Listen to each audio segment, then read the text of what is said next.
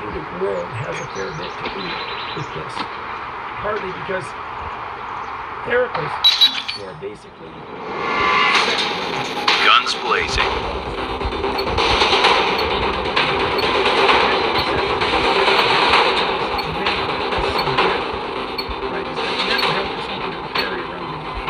Like you carry around your identity. That's why we have these define your own identity. I am whoever I say I am. Because other people have to go along with your game, everybody, and they're either going to do that, they're not going to do it, or they're going to do it voluntarily, or they're going to do it by force. If they're not going to do it, you're screwed. If you have to use force, that's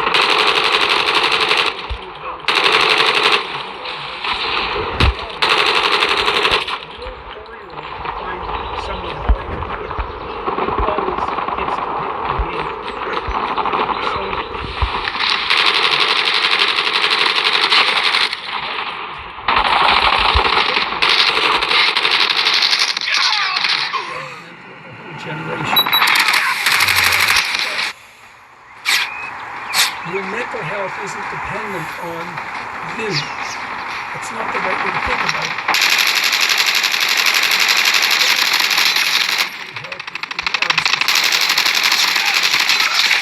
So you have to be married. Let's make that part of the precondition for successful adaptation as a young adult.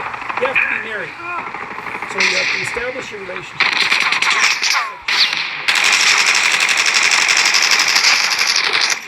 Is the same as saying, there for tomorrow, there for the next minute. That's not sanity. That's impulsiveness. That's aimlessness. They're the same thing. If it's all about what you want right now or after, it's all about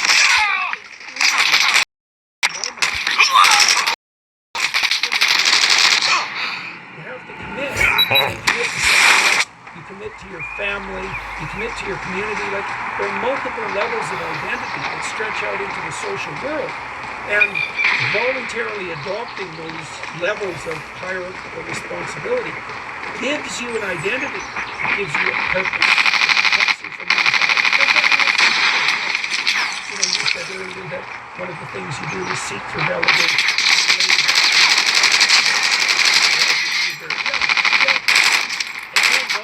Precisely that you're seeking for validation. You might be properly investigating how you should be embedded in a social hierarchy at every possible level. It's like, well, is something that they just carry around their head, and that if they just got the way they looked at the world right, or if other people just played their game,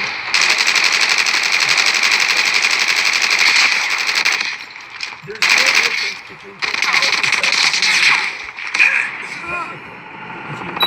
if you look at, you can group about yourself.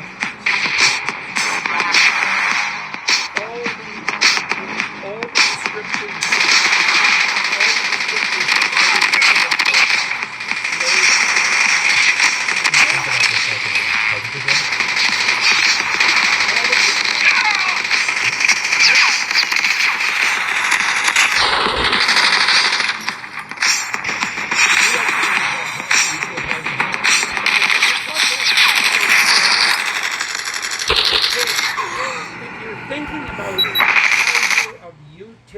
To a broad number of people, maybe you would take some satisfaction, but that is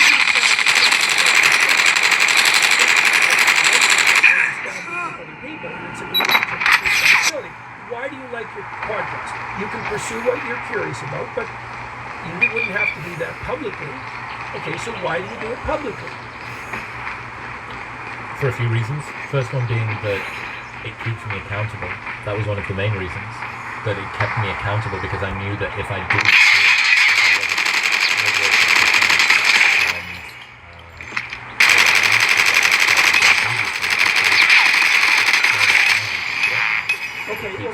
okay, so well, that's very interesting. So I would also say that's not exactly about you.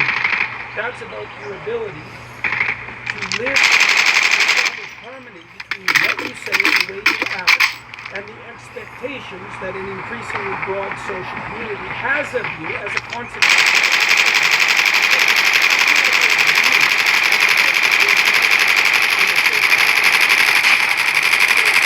I think you can, and then you might say too, well,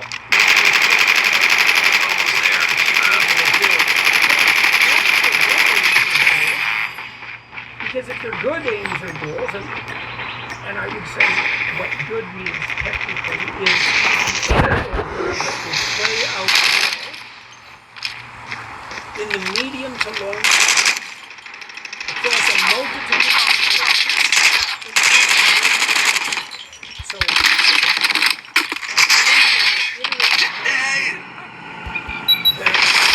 and that is situation independent, and that's a higher aim because it integrates. You might want to be setting up aims and in relation to those aims, but if those aims don't have the characteristics that I just described,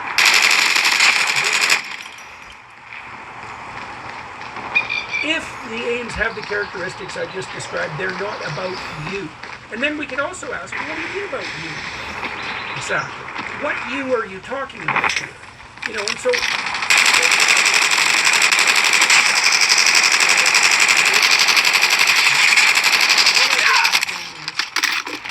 I'm defined by my sexuality. So let's take I'm defined by my sexuality.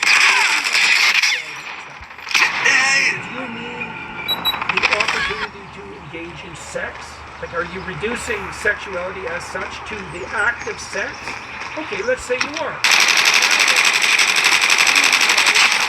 When you're desirous. That's what you've reduced yourself to. It's more than that. It's with no relationship whatsoever. So not only have you now reduced who you are to your sexual desire, you've reduced your sexual desire to the minimal set of preconditions that would satisfy. Not just use porn. It's a lot simpler, and the answer to that is what people are doing. Well, it's no wonder that they're anxious and lonesome and aimless, because they've reduced themselves to a short-term desire. They found the easiest possible way of gratifying that, and they've abandoned conceptualization of what sexuality is embedded properly in, how about a relationship? These aren't just opinions. So there are two different strategies of reproduction broadly in the animal world. One is zero investment. Fish, mosquitoes, million offspring, they all die but one. Right? So you can reduce reproduction in mosquitoes basically to sex. And problem solved. Okay. On the opposite end of the spectrum, literally, are human beings. Because we have the longest dependency period of any animal. High investment strategy, sexual reproduction strategy. So whatever sex is for human beings isn't you're off and that's over. That's not what it is for human beings. It's embedded in a relationship. Now, you might say, well, we could pull sexuality out of the for the pleasure. Okay, so now let's forget about all the other animals. Now we've got two types of human beings. We've got the human being, repetitive one-night stands, and we've got the long-term relationship human being. Okay, what are the personality characteristics of the people in those bins? So let's go to the short-term one-night stand sequential relationship types. Okay, who are they? Psychopathic, narcissistic, Machiavellian, and sadistic. All one-night stand people? If they don't start out that way, they don't end that way. Because you can't use yourself or other people for short-term gratification. The definition of a psychopath is someone who uses someone for short-term gratification.